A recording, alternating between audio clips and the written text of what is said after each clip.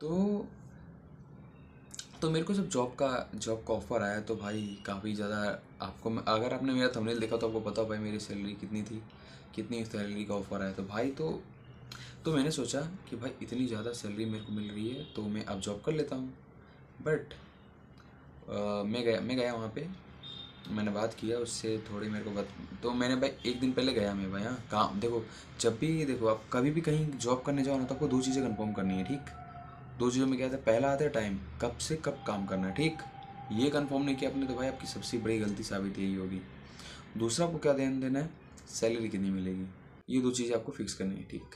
तो मैं वहाँ पे जब गया पहली बार तो मैंने काम देखे, हाँ ये मुझे काम करने हैं। तो फिर मैंने थोड़ा सोचा, फिर मैं उस दिन घर पे आया। घर पे आने का मुझे एहसास हुआ कि भाई अगर मैं पूरे दिन अगर यही सब करते रहा तो भाई मेरे पास तो खुद के लिए टाइम ही नहीं बचेगा। इवन मेरा बहुत सारा टाइम वेस्ट हो जाएगा भाई। सुबह जाओ फिर शाम को आओ, फिर उस थके हालत में मैंने अगर अपना जो भी मैंने कोर्स लिया उसकी अगर मैं स्टडी भी करता हूँ तो काफ़ी ज़्यादा समय मेरा वेस्ट हो जाएगा ना। तो इसलिए मैंने डिसाइड किया, उसी रात को मैंने सोचा कि नहीं, मैं जॉब नहीं करूँगा। तो मैंने अगले दिन ही क्या किया, उस जॉब के पोस्ट के लिए मैंने रिजेक्ट कर दिया, ठीक। मैंने कहा कि नहीं सर, मैं जॉब नहीं कर पाऊँगा, मेरी ये प्रॉब्लम है। उसने ओके भी बोल दिया। सो तो मेरा जॉब मना करने का रीज़न ये था कि भाई देखो, आपको अमाउंट अभी मैटर नहीं करती, क्योंकि अगर आपके पास कोई स्किल है, ठीक है, मैं स्किल वालों की बात करूँ जिनके पास कुछ स्किल है कि उनको पता है भाई उनकी जो स्किल है वो फ्यूचर में इतनी काम आ सकती है उनकी, मतलब जो भी उनको सैलरी मिला वो कुछ भी नहीं है उस सैलरी के आगे जो उनको फ्यूचर में मिलने वाला है। तो भाई मैं सजेस्ट करूँगा कि आप भाई थोड़ा रुको, आराम से डिसाइड करो और देन भाई मना कर दो या फिर शांति से हट जाओ वहाँ से। तो देखो, क्योंकि देखो हमारे लाइफ में कई बार ऐसे समय आता है जब हमको पता नहीं होता, मतलब नादान होते हैं, हमको पता नहीं होता, हमको बस छोटी मोटी सैलरी हमको क्या अट्रैक्ट कर देती है, मतलब जो भी सैलरी हमको मिल रही होती है उससे हम क्या अट्रैक्ट हो जाते हैं, भाई इतनी सैलरी मिल रही है भाई, कर लेते हैं भाई। तो देखो मेरे लिए 19 साल के लड़के के लिए वो सैलरी काफ़ी ज़्यादा थी, हाँ। और मेरे एरिया में तो भाई सही में अगर कोई 19 साल का लड़का उतना कमा रहा है यानी भाई ठीक ठाक ही है भाई। तो भाई आपके अंदर थोड़ा रिस्क लेने का होना चाहिए कि हाँ भाई मैं कर सकता हूँ, मेरी स्किल इससे ज़्यादा लाके दे सकती है। तो इसलिए मैंने मना किया। अगर आपको, हाँ भाई आपकी कंडीशन थोड़ी ख़राब है फाइनेंशियल, मतलब बहुत ही ज़्यादा आप घर में अकेले कमान, तो भाई सजेस्ट करूँगा भाई आप काम करो पहले। तो काफ़ी लोग का ये सवाल होगा कि भाई तुमने अपना जॉब को रिजेक्ट क्यों किया। तो इसका बेसिकली आंसर मेरे पास एक ही आंसर है कि देखो, जब आप कोई जॉब कर रहे होते हो तो इसका सीधा सा मतलब है कि आपको या तो उसमें उसमें अच्छी इनकम मिल रही होगी या तो आपको एक अच्छा लाइफस्टाइल मिल रहा होगा, ठीक है। ये मेरा पहला जॉब नहीं था जो इसको मतलब मैंने रिजेक्ट किया है। एटलीस्ट मैंने भाई इससे पहले भी एक जॉब को मतलब रिज़ाइन किया था, रिजेक्ट तो भाई मैंने उसको 1 साल किया था, ठीक है। तो 1 साल के जॉब के एक्सपीरियंस से अगर मैं आपको बताऊँ तो देखो, जॉब की लाइफ आपकी काफ़ी अलग होती है, ठीक है। उसमें आपको मंथ मंथ ईयर आप कब जाएंगे आपको कुछ पता नहीं चलेगा, अगर वो आपके पैशन से रिलेट नहीं करता है तो मैं ये कहना चाहूँगा कि जब भी आप कोई जॉब करने जाओ तो आप सबसे पहले ये देख लो कि वो आपके पैशन से मिलता है कि नहीं। अगर वो जॉब आपके पैशन से अटैच है, मतलब हाँ आप जो काम कर रहे हो वो आपके पैशन से मिलता है, इवन अगर आप सिंगिंग करने वाले हो तो आपकी कॉल सेंटर पे बात करना है या फिर आपको कोई भी फंक्शंस में एज अ स्पीकर बोलना होता है, तो भाई ये आपका, हाँ आपका अच्छा है, वोकल्स अच्छा है तो आप लोगों को इंट्रोड्यूस करके अच्छे से आप वो प्रोग्राम को हैंडल कर पाओगे। इनके तो आपकी एडिटिंग अच्छी है तो आप वीडियो एडिटिंग की जॉब कर रहे हो तो आपके लिए बहुत बेटर है।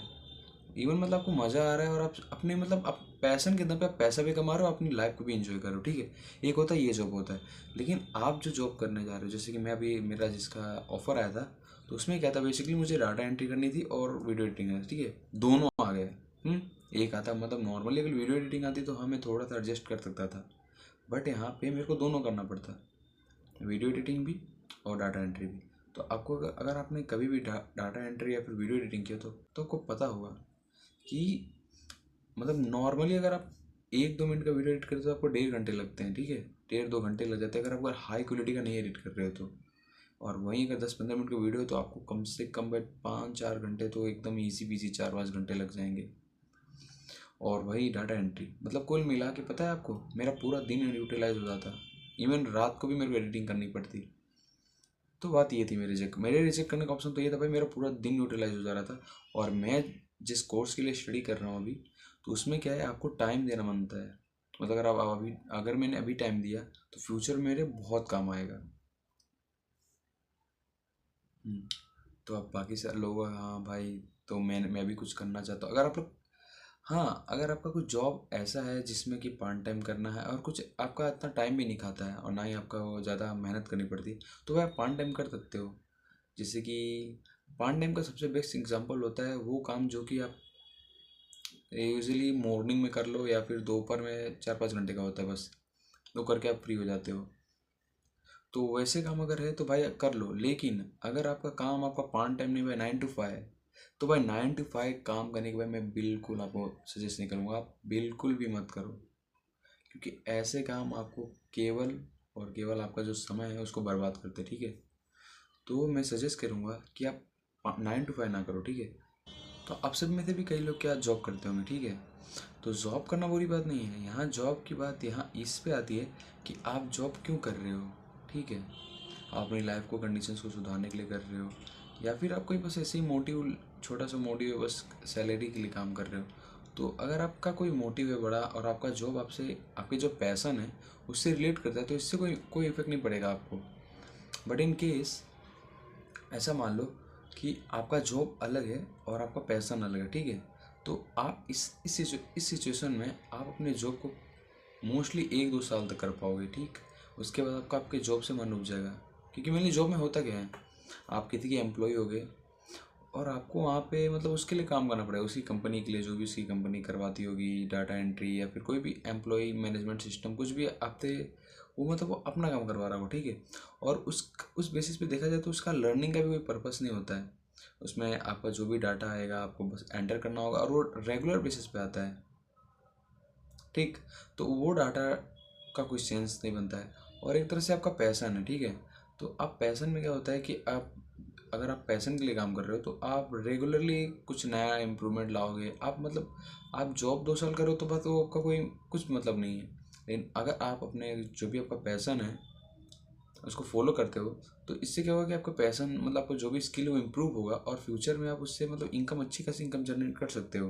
आपको पहला चीज़ क्या करना है, आपको आपको चूज़ करना है पैसन या जॉब, ठीक है। तो यहाँ पे अगर आपने पैसन चूज़ किया है तो सेकंड ऑप्शन आएगा कि आपका जो जॉब है वो आपके पैसन से रिलेट है कि नहीं, ठीक है। अगर आपको अगर फ्यूचर अपना चूज़ करने में दिक्कत नहीं हो रही है, तो अगर आपको पता चल गया कि आप क्या हो, आपको कोडिंग पसंद है, आपको वीडियो एडिटिंग पसंद है, आपको गेमिंग पसंद है, या फिर आपको कुछ भी पसंद है, तो अगर आपको वो पता चल चुका है तो अब आपको क्या करना है कि आपको उसको टाइम देना चालू करना है, ठीक है। आपके दिन के 4-5 घंटे, 2-3 घंटे जो भी हो मतलब अच्छे से दो, एकदम प्रॉपर वे में सीखो उसको।